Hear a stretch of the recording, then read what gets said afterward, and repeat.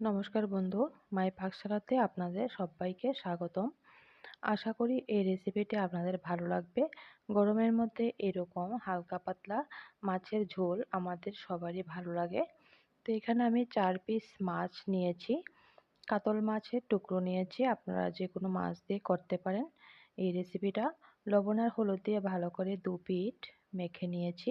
এবার আমি একটা কড়াই বসিয়ে দিয়েছি আর মাছ টুকরোগুলি ভেজে নেব। তো প্রথমে আমি এখানে 2টি টুকরো করে ভাজবো, কারণ এখানে মাছগুলো অনেক সময় বেশি টুকরো বা বেশি পিস দিলে কড়াইতে লেগে যাওয়ার সম্ভাবনা থাকে। তার জন্য আমি 2টি করে ভেজে নেব। তো প্রথমে আমি 2টি মাছের টুকরো ভেজে নিয়েছি, তারপরে বাকি 2 টুকরো ভেজে নেব। তো আমার এই রেসিপিটা আপনাদের যদি ভালো লেগে থাকে অবশ্যই লাইক কমেন্ট করতে ভুলবেন না। তো মাছের টুকরোগুলি আমি এখানে মাছটা রান্না করব আলু আর ঝিঙ্গে দিয়ে।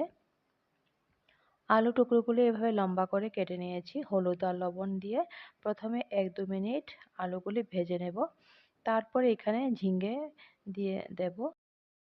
ঝিঙ্গেগুলিও সেমভাবে আমি লম্বা করে কেটেছি আর লবণ আর হলুদ দিয়ে ভালো করে হালকা পাতলা করে ভেজে নেব।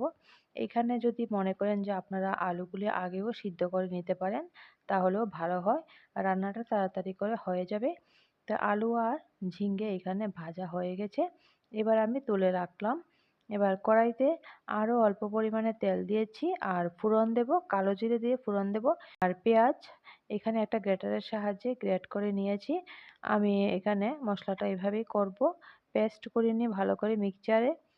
আর আদা কুচি দিয়েছি আর কাঁচা লঙ্কাও চিড়ে দিয়েছি, দিয়ে তারপরে হলুদ দিয়েছি আর জিরের গুঁড়ো দেব 1/2 চামচ আর ধনে গুঁড়ো দেব 1/2 চামচ দিয়ে এবার মশলাগুলি যাতে পুড়ে না যায় একটু জল দিয়ে দেব আর দিয়ে দেব ভেজে রাখা আলু আর ঝিঙ্গে দিয়ে ভালো করে 1-2 মিনিট এভাবে কষিয়ে নেব। এখানে মশলাটা যদি সবজির সঙ্গে ভালো করে কষানো হয় তাহলে ভীষণ টেস্ট হয়। তো এভাবে মশলা সঙ্গে সবজিগুলি কষানো হয়ে গেছে, এবার আমি জল দিয়ে দেব। তো এইভাবে আপনারা বুঝে দেবেন যেরকম ঘন বা পাতলা খেতে পছন্দ করেন সেই অনুযায়ী মাছের ঝোলটা দিয়ে দেবেন। এখানে 5 থেকে 6 মিনিটের মতো আমি এভাবে রেখে দেব। আলু সিদ্ধ হবে, ঝিঙ্গে সিদ্ধ হবে, পরিমাণ মতো লবণও দিয়ে দিয়েছি। আর সবশেষে সিদ্ধ হয়ে গেছে, মাছের পিসগুলি দিয়ে দিলাম। তো এই রেসিপিটা যদি আপনাদের ভালো লেগে থাকে অবশ্যই বাড়িতে একবার রান্না করে খেয়ে দেখবেন।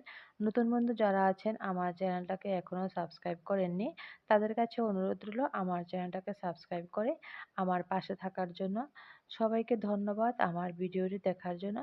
আবারও অন্য কোনো দিন অন্য কোনো রেসিপি নিয়ে আপনাদের সঙ্গে শেয়ার করব।